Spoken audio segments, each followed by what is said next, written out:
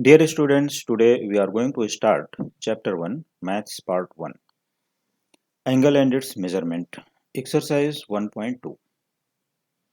See question number 1. Find the length of an arc of a circle which subtends an angle of 108 degree at the center if the radius of the circle is 15 centimeter. So it is given that theta means central angle is given 108 degree and the radius of circle is given 15 centimeter, and we have to find length of an arc. So first we should consider a circle with center O. See this figure. Center O of this circle, this one, OA and OB radii of the circle, and angle made by these two radii at the center of circle is 108 degree. What is this? 108 degree. And radius OA equal to 15, that is OB is also 15 centimeter, because OA and OB are radii of the circles. So these two are radii of the circle and theta is 108 degree. So we have to find length of an arc. What is given? Find the length of an arc of circle which subtends an angle 108 degree. So this angle is 108 degree, and this one, the length of arc AB, length of arc, this one AB, right? So this is known as length of an arc AB, and it is denoted by the letter S, small letter s or capital letter S. It is denoted by the letter S. So for the solution, since central angle, that is theta, equal to 108 degree, central angle theta equal to 108 degree. So first we should convert it into radian. So multiplying by pi upon 180 degree. So here it is 108 into pi upon 180 radian. Now it is converted in radian. If we multiply by pi upon 180, so degree converted to radian. That is 108 multiplied by pi upon 180 radian. After simplification, इसको हम लोग क्या करते हैं? Dividing by 36. We should divide it by 36. 36 3s are 108 and 36 5s are 180. So this will be 3 pi upon 5 radian. Why we convert in radian? Because we want to find here length of an arc. So if we want to find length of an arc of a circle, theta must be in radian. Already you have studied in my previous lecture, in my previous videos, when I explained the formula. On that time, S equal to R theta. Theta must be in radian. Now see, what is radius of the circle? Radius of circle R equal to 15 centimeter given. So theta converted, theta is 108 degree and it is converted in radian, 3 pi upon 5 radian. After that, what is given? Radius of circle. Note कर लेते हैं. So we have theta and radius of circle. Now using formula for length of an arc of a sector, it is denoted by letter S, जैसा कि मैंने diagram में भी लिखा है S. So S equal to R multiplied by theta. S equal to R into theta. Now substituting the value, so it is equal to 15. Radius of circle is 15 here. 15 into theta, that is 3 pi upon 5. Or always we put value of theta in radian, not in degrees. Here 5 into 5 3 जा 15, हम 5 से divide कर दिए, 5 3 जा 15, so 3 into 3 pi becomes 9 pi centimeter. If you are interested to find the exact value, so you can substitute the value of pi 22 upon 7 or 3.14, then you will get your answer in decimal points. Otherwise, you should write 9 pi centimeter. So both are correct answers.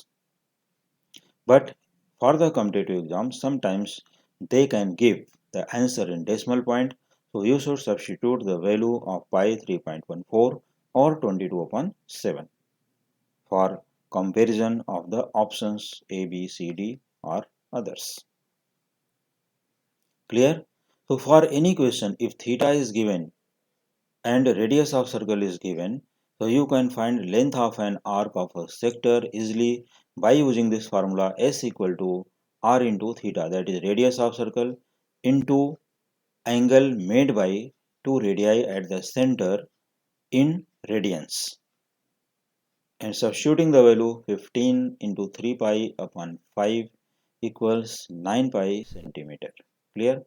So this is your final answer.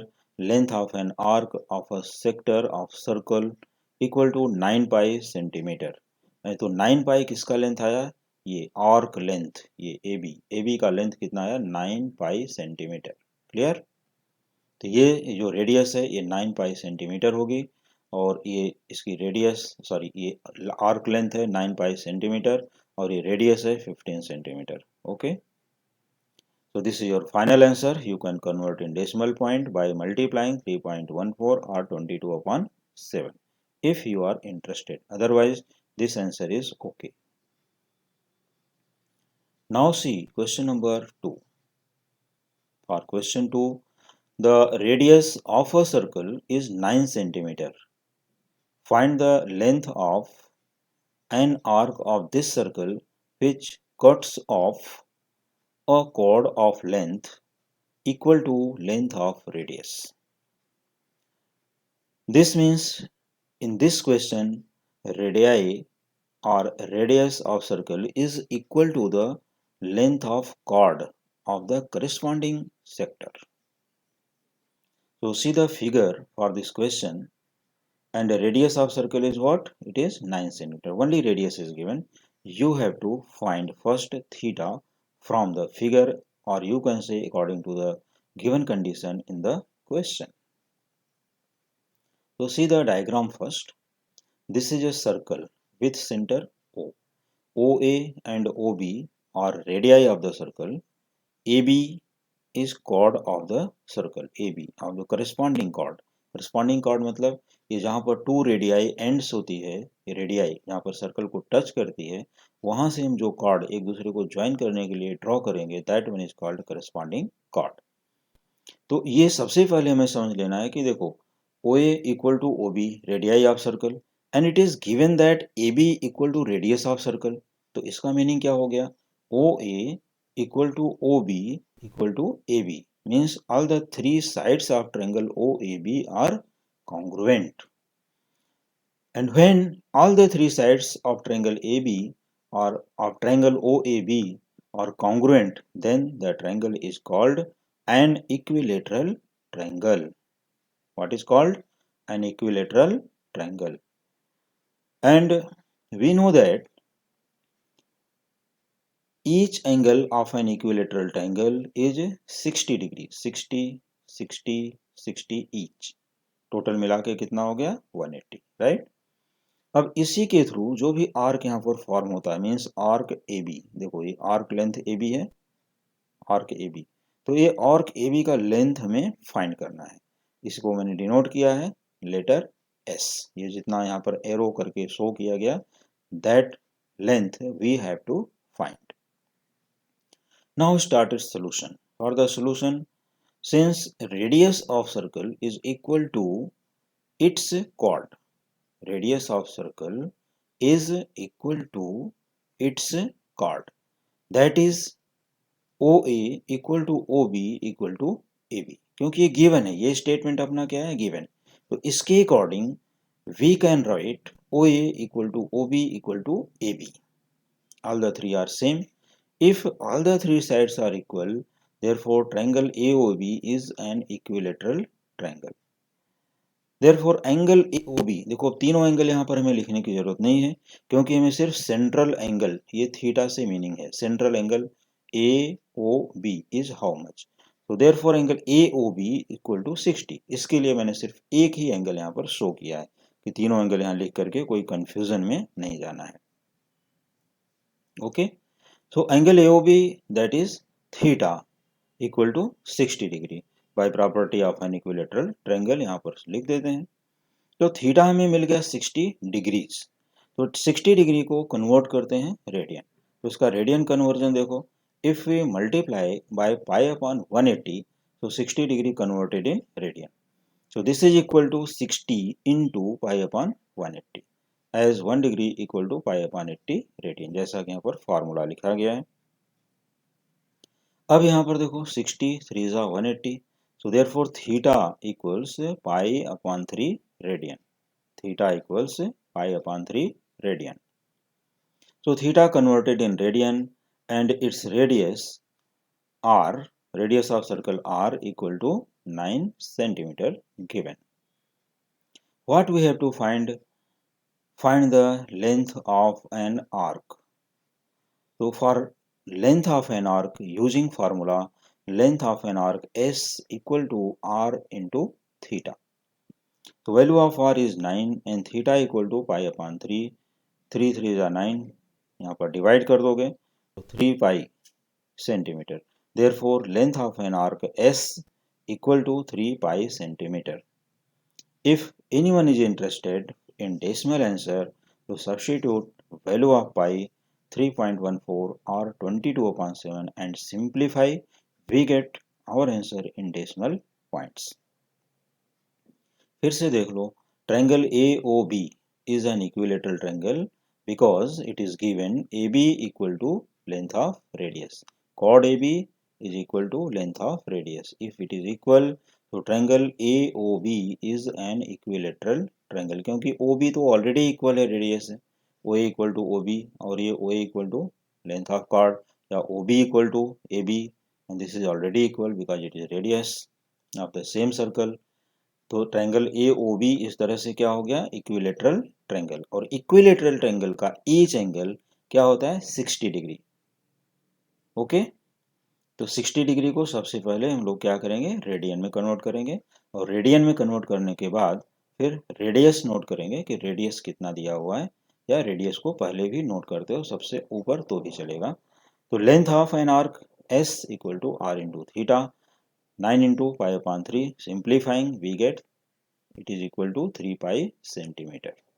Clear. तो ये जो arc length है यहाँ पर, यही हमने find करनी होती है आर्क लेंथ, क्योंकि आर्क लेंथ ये हो गई 3 पाई सेंटीमीटर, और ए बी का लेंथ तो रेडियस के इक्वल है, ए बी इज 9 सेंटीमीटर। तो उसको फाइंड नहीं करना है, लेकिन जैसे किसी कॉम्पिटिटिव एग्जाम में समटाइम्स पूछ देते हैं छोटे छोटे क्वेश्चंस, तो भी उनको याद रखना जरूरी है कि कैसे सॉल्व करना है। Okay, so length of an arc S equal to R theta is 3 pi centimetre.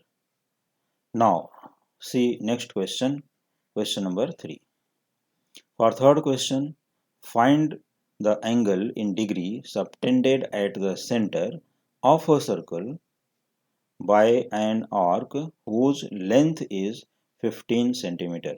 Radius of circle is 25 centimeter given. तो radius of the same circle is 25 centimeter. तो find the angle, अब ये time पे हमें क्या find करना है, theta. Find the angle subtended at the centre means हमें थीटा फाइंड करना है, और थीटा किस में फाइंड करना है, डिग्री में। तो हम जब थीटा को कैलकुलेट करेंगे इस क्वेश्चन में, तो ये हमें मिलेगा रेडियन में। ठीक है, रेडियन में मिल जाएगा, तो उसके बाद इसको हम डिग्रीज में कन्वर्ट करेंगे। So refer this solution for the solution.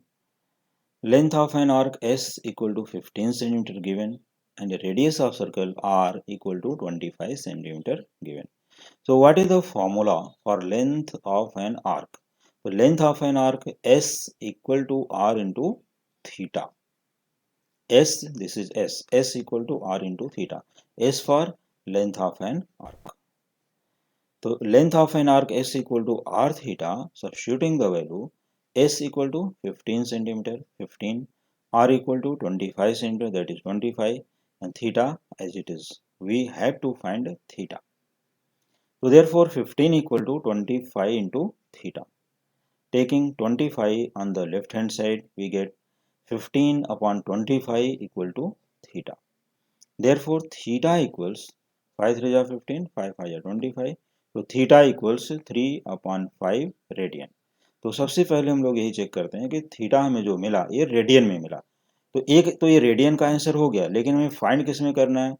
Find the angle in degree, not in radian. अगर रेडियन में पूछा होता तो 3 अपॉन 5 रेडियन और 0.6 radian is okay, is final answer. But we want to find our answer in terms of degrees। तो degree में convert करने के लिए हमें 3 अपॉन 5 को 180 अपॉन पाई से मल्टीप्लाई कर देना है। तो 3 upon 5 into 180 upon pi degrees convert हो गया। अब इसमें 5 से इसको डिवाइड कर देते हैं तो कितना हो जाएगा?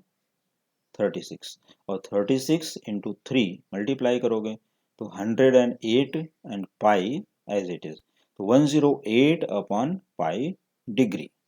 तो अब इसको हम लोग क्या करते हैं, इसको पाई का वैल्यू यहाँ पर 22/7 पुट कर देते हैं।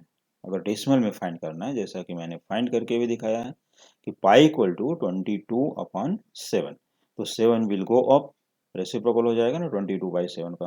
तो इसको हम लोग पूरा सिंप्लीफाई करेंगे, सिंप्लीफाई एंड कैंसिलेशन, डिवाइड करने के बाद डेसिमल पॉइंट में 34.4 डिग्री आंसर मिल जाएगा। तो therefore theta equals 3 upon 5 radian और 34.4 डिग्री। फिर से देख लेते हैं। Find the angle in degree subtended at the centre of a circle by an arc whose length is 15, radius of circle is 25. This means length of an arc of circle S equal to 15 centimeter and radius of circle R equal to 25 centimeter. We know that length of an arc S equal to R into theta. This is formula. Substituting the value S equal to 15, R equal to 25 theta as it is. Therefore, 15 equal to 25 theta. So, theta becomes 15 upon 25 and simplifying we get theta equals 3 upon 5 radian. So, for degree conversion, multiplying by 180 upon pi in 3 upon 5 means 3 upon 5 into 180 upon pi degrees. So, it is equal to 108 upon pi degree or 34.4 degrees. देखो sometimes कोई भी exam होगा, अगर multiple choice या competitive exams में है तो 3 upon 5 radian भी आंसर पूछ सकते हैं, 108 अपॉन पाई डिग्री में भी ऑप्शन हो सकता है, या 34.4 डिग्री में भी हो सकता है। तो जिसमें पूछा रहेगा उसमें हम लोग कन्वर्ट कर सकते हैं, इसलिए मैंने तीनों कन्वर्जन यहाँ पर दे दिया है जिससे स्टूडेंट्स को कोई प्रॉब्लम ना हो समझने में। क्लियर? चलो, अगर ये क्वेश्चन समझ में आ गया है और आप हमारे चैनल पर न्यू स्टूडेंट हैं, जस्ट आज से ही स्टार्ट किए हैं स्टडी करना, तो पहले प्रीवियस वीडियोस को भी रिवाइज कर लीजिए। अगर कोई डाउट है तो you can ask your doubts in the comment section, in the comment box, and subscribe the channel first. Now see question number 4।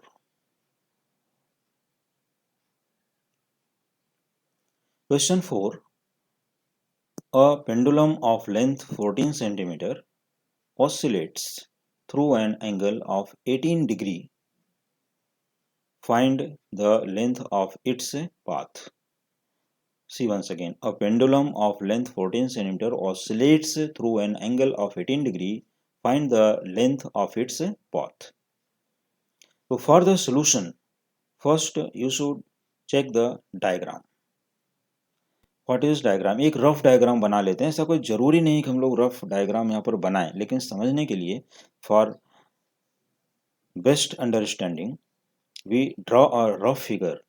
Late O is the fixed point, ये fixed point है और यहाँ से एक pendulum OP hang कर दिया गया। ठीक, ओ जो है एक फिक्स्ड पॉइंट हो गया और यहाँ से पेंडुलम ओपी एपी, और यहाँ पर इसका थ्रेड हो गया, यहाँ पर एक बॉब यहाँ पर लगा दिया गया और ओ पी एक पेंडुलम के शेप में आ गया। तो ये पेंडुलम 18 डिग्री मूव करता है, मीन्स समटाइम्स पी ए की तरफ एंड समटाइम्स पी बी की तरफ। तो ये पाथ पर ही रोटेट करेगा ऐसा। जैसे इसको अभी एक तरफ किधर भी थोड़ा सा पुल करके छोड़ दोगे तो क्या होगा, ऐसा इस पाथ पर ही मूव करने लगेगा, ठीक है। ऐसे या ऑटोमेटिकली भी मूव करते रहते हैं, जैसे वॉच पेंडुलम है, कभी कभी देखो ऐसा मूव करते हैं। तो यही हमको पाथ का इसका डिस्टेंस निकालना है कि ये वन टाइम, जैसे यहाँ से ए टू बी, यहाँ से यहाँ तक इसका लेंथ, मतलब जो पाथ डिस्टेंस है, ये जो जिस पाथ पर ये मूव कर रहा है, रोटेट कर रहा है, ये उसकी लेंथ क्या है, मीन्स हमें एक्चुअल में क्या फाइंड करनी है, आर्क लेंथ, ठीक। ये किसी सर्कल का क्या बनता है, आर्क। क्योंकि देखो ओ फिक्स्ड पॉइंट है और ओ पी इसकी रेडियस बनेगी, तो ओ ए भी क्या हुई, रेडियस ही होगी, और ओ बी भी क्या है, रेडियस। मीन्स ये तीनों ही डिस्टेंसेस इक्वल हैं। तो इस टाइम इक्वल से यहाँ पर कोई मीनिंग नहीं है, क्योंकि हमने ये देखो डॉटेड लाइन से शो किया गया है और ये भी डॉटेड लाइन से शो किया गया है। ये सिर्फ इसका मूवमेंट है कि यहाँ तक ही आता है। इसको पॉइंट शो करने के लिए एक यहाँ खाली इसका पाथ डायरेक्शन शो किया गया, पाथ। तो आइए आगे चलते हैं अभी for the solution. The length of pendulum is 14 centimetre, means O P equal to 14। और जब यही इस डायरेक्शन में होगा स्ट्रेच होकर के यहाँ पर, तो ये भी 14 ही है, ओ बी भी 14 है, क्योंकि थ्रेड तो यही है ना जो मूव करके यहाँ पर आएगा, इक्वल ऐसा शो किया गया है, ऐसे इस पाथ पे रन करता रहेगा। तो इसकी रेडियस मतलब length of the pendulum is 14 centimetre, means O P equal to O A equal to O B equal to 14। इसको मैंने इसलिए लिखा है कि जिससे स्टूडेंट को समझने में, अंडरस्टैंडिंग में कोई भी प्रॉब्लम ना हो, easily you can understand this question. तो इस यही क्या है अपना ओपी ओ ए और O B is called what, radius of the circle. तो radius R equal to 14 centimetre, ये मिल गया। अब इसके बाद इन्होंने जो एंगल दिया है कि एंगल ए ओ बी, ये एंगल जो जिस एंगल पर ये रोटेट कर रहा है यहाँ पर, ऑसिलेट कर रहा है, वो कितना है, 18 degree. Angle A O B is 18, means यही हो गया अपना सेंट्रल एंगल। तो angle A O B 18 degree, therefore theta equal to 18 degree. Theta अपना क्या है, 18 डिग्री, ये गिवन है। यहाँ पर देखिए क्वेश्चन में, थ्रू एन एंगल 18 डिग्री, तो 18 डिग्री पर ये ऑसिलेट कर रहा है, मूव कर रहा है, तो theta is 18 degree. Now we should convert it into radian. तो क्या करते हैं, 18 डिग्री को मीन्स 18 को पाई अपॉन 180 से मल्टीप्लाई कर दिया, तो 18 into pi upon 180। Now it is converted in radian, ये रेडियन का सिंबल। 18 से इसको डिवाइड कर दिया, 10 आ गया, ठीक है। तो it is equal to pi upon 10 radian. Clear कर लेते हैं यहाँ पर कि radius of circle is 14 centimetre, and या ऐसा भी बोल सकते हो कि radius of and radius of a sector of a circle equal to 14 centimeter. We have to find length of an arc, means path distance, and theta equal to 18 degree given. So 18 degree becomes pi upon 10 radian by multiplying pi upon 180 into 18. ये simplify किया तो क्या मिला, पाई upon 10 radian. Clear है एकदम। चलो अब देखो रेडियस मालूम है, थीटा भी मालूम है रेडियन में, तो हमें क्या फाइंड करना है, length of an arc, length of an arc of a circle, या a pendulum length 14, a pendulum of length 14 centimeter oscillates through an angle of 18 degree, find the length of its path। तो ये length ए B. तो चलो length of its path means length of pendulum's path equal to length of an arc, इसलिए मैंने लिखा है जिससे कोई कंफ्यूजन ना हो, ये समझ सकते हो कि यही है length of path of the pendulum. तो इट इज इक्वल टू, तो लेंथ ऑफ एन आर्क का फॉर्मूला क्या है, S equal to R into theta. तो therefore S equal to R theta, substituting the value r is 14 and theta equal to pi upon 10। तो इसको simplify करते हैं, तो सिंप्लीफिकेशन में क्या आएगा, अभी यहाँ हम लोग पाई का वैल्यू रख देते हैं। तो therefore length of its path equal 14, pi is 22 upon 7, तो 22 अपॉन 7, और ये 10 डिनोमिनेटर में ही है, तो 10 यहाँ पर ही रहेगा डिनोमिनेटर में। तो 14 मल्टीप्लाइड बाई 22 अपॉन 7 इंटू 10, और देखो 7 से डिवाइड हो गया 2, तो 2 इंटू 22 44, 44 अपॉन 10, क्योंकि 10 रिमेनिंग है अभी।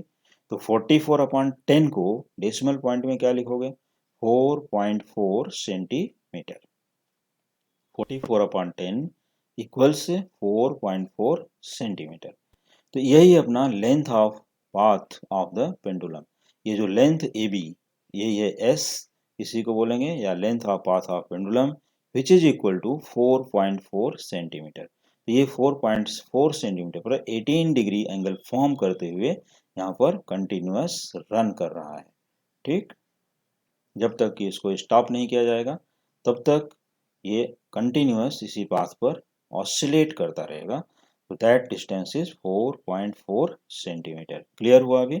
और ऐसा देखने के लिए मोस्टली वॉल वॉच में देख सकते हो या दूसरी जगह भी देख सकते हो जहाँ पर इसकी नीड होती है, वहाँ पर पेंडुलम लगे होते हैं और वहाँ देख सकते हो कि इनका पाथ ऑसिलेशन जो है इस डायरेक्शन में हमेशा होता रहता है। क्लियर? तो ये क्वेश्चन भी अच्छे से समझ में आ गया। ओके, आगे चलते हैं। Now see question number 5। Question 5, two arcs of the same length subtend angles of 60 degree and 75 degree at the centers of two circles. What is the ratio of radii of two circles? So this time length of two arcs of the same length subtend angles of 60 degree. So two arcs of the same length means अभी जो length of arc है to circle की है लेकिन उनकी distances equal हैं।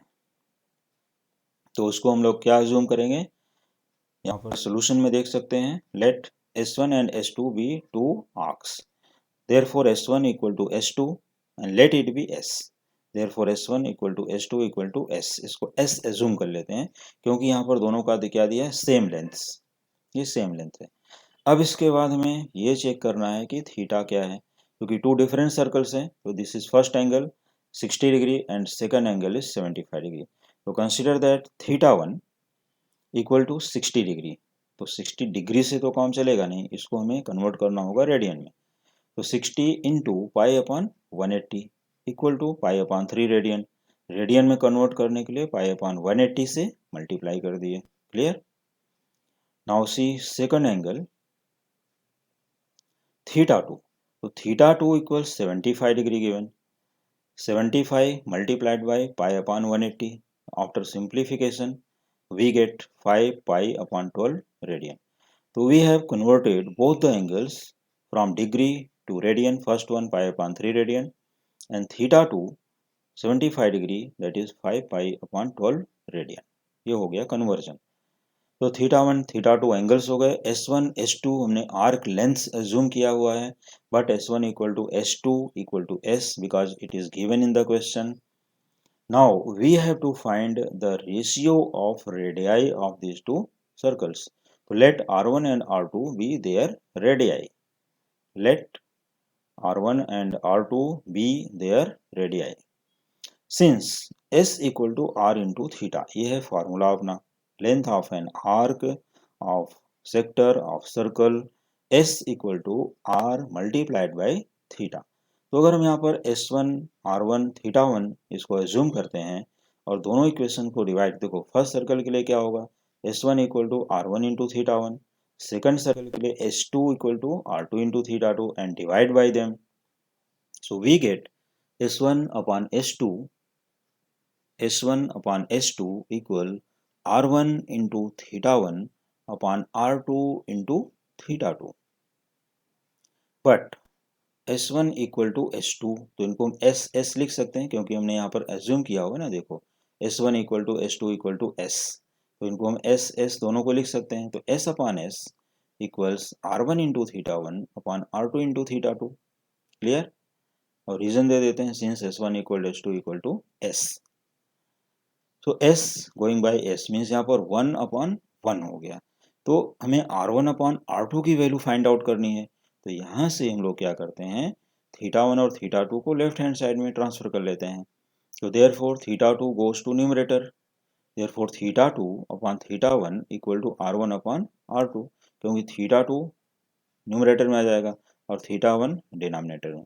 तो तो therefore theta 2 upon theta 1 equal to R1 upon R2। तो एक रिलेशन हमें मिल गया, ये एक फार्मूला के जैसा रिलेशन मिल गया कि if radii of the two circles are R1 and R2, angle made at their centers theta 1 and theta 2, and their length of arcs are equal, means SS, S1 equal to S2, चाहे जो भी बोल दीजिए। तो therefore S upon S equal to R1 into theta 1 upon R2 into theta 2। SS cancelled here, 1 upon 1, तो यहाँ पर क्या मिलेगा, R1 upon R2 equal to theta 2 upon theta 1, इसका रेसिप्रोकल हो जाएगा ये साइड।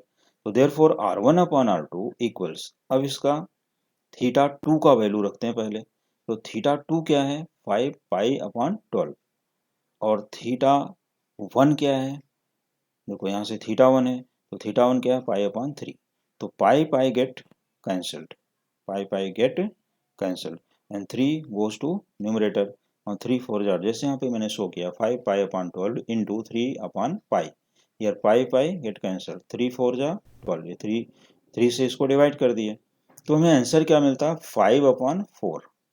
तो therefore R1 is to R2 equal to 5 is to 4, means ratio of the radii of two circles R1 is to R2 equal to 5 is to 4, या R1 upon R2 equal to 5 upon 4 अगर fraction में लिखना है, और ratios में लिखना है तो R1 is to R2 equal to 5 is to 4।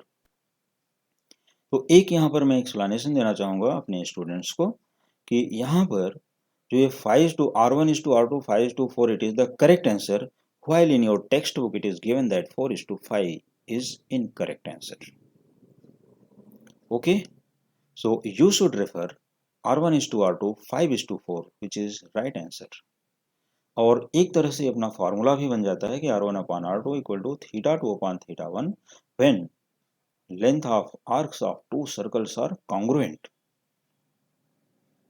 तो इस तरह से हम ये फार्मूले से, जैसे S1 upon S2 equal to R1 theta 1 upon R2 theta 2, suppose कर लो किसी दूसरे क्वेश्चन में S1 S2 गिवन है, थीटा 1 थीटा 2 गिवन है, तो भी रेडियाई का रेशियो निकाल सकते हो जैसा इस क्वेश्चन में है, या S1 S2 गिवन है और R1 R2 गिवन है, थीटा 1 थीटा 2 का रेशियो फाइंड करना है, तो वहाँ पर भी थीटा 1 थीटा 2 का रेशियो आएगा। वहाँ पर हमें कोई भी ज़रूरत नहीं है इसको कन्वर्ट करने के लिए डिग्रीज या रेडियंस में, जो आंसर आएगा that one is correct for both because it is ratio. हम लोग को यहाँ कोई चेंजिंग नहीं करना है कि थीटा 1 अपॉन थीटा 2 आने के बाद हम उसको डिग्री या रेडियन में कन्वर्ट करें, no need to convert it, you will get same answer always in both cases. Okay, तो एक दूसरा फार्मूला हो गया। और सपोज कर लो समटाइम्स R1 थीटा 1 दिया है और R2 थीटा 2 गिवन है, तो S1 अपॉन S2 भी फाइंड आउट कर सकते हो। तो this formula is very important for the competitive exams, ये किसी भी कॉम्पिटिटिव एग्जाम्स के लिए भी इम्पॉर्टेंट है और अपने बोर्ड एग्जाम के लिए भी इम्पॉर्टेंट है। तो ये ऑलवेज एक पेज पर नोट करके रखना है सभी फार्मूले, और उसको टाइम टू टाइम बीच बीच में रिवाइज करते रहना है, जिससे हमें फार्मूले सब रेडी रहेंगे। तो any question you can solve in the competitive exam easily. तो ये एकदम सिंपल और इजी ट्रिक मैंने बता दिया कि अगर इस क्वेश्चन में क्या ट्विस्टिंग हो सकते हैं और किस टाइप के क्वेश्चंस आ सकते हैं। ओके, तो होप सभी स्टूडेंट को लेक्चर अच्छे से पसंद आया होगा और क्वेश्चन सभी अच्छे से समझ में आ गए होंगे। तो please like share and subscribe करना ना भूलें। Thank you.